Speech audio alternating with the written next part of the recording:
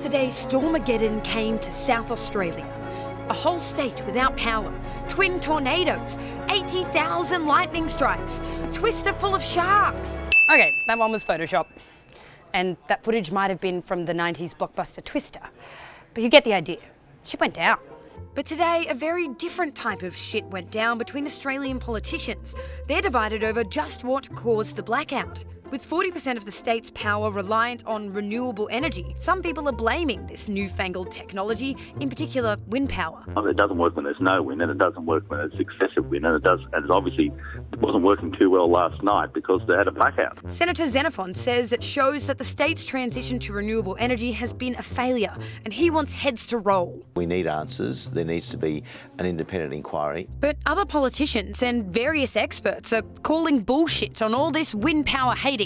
This is a superstorm. 80,000 lightning strikes. That didn't happen because of a renewable energy target. That's the weather. Whether or not there'd been wind farms or whether they'd been gas or coal-fired power stations under those circumstances may not have made any difference.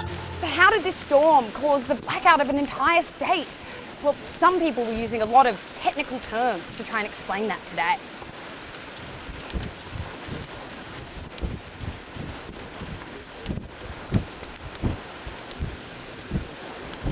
Lightning strike into a power station. I suspect many of us in our homes would be aware of surge protection devices in our appliances. It's like a big version of that.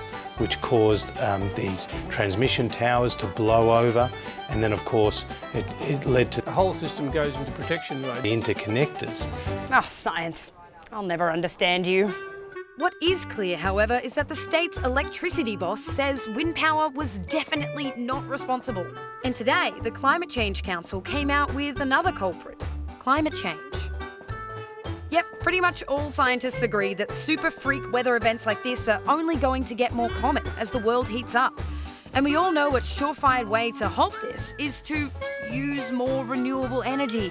But our Prime Minister and Energy Minister kept sneakily blaming renewables today. Now, I regret to say that a number of the state Labor governments have, over the years, set priorities and renewable targets that are extremely aggressive. It does raise questions about the intermittency of that supply, namely when the wind's not blowing or the sun's not shining. Which had nothing to do with last night, though. Which was not what was the cause of last night.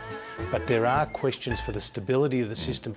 I see what they're doing. They're using buzzwords like energy security to make us think we're all going to run out of electricity. They're using our lack of science knowledge against us. But I get science. I know what gravitrons are and photosynthetics, Hebrew colliders.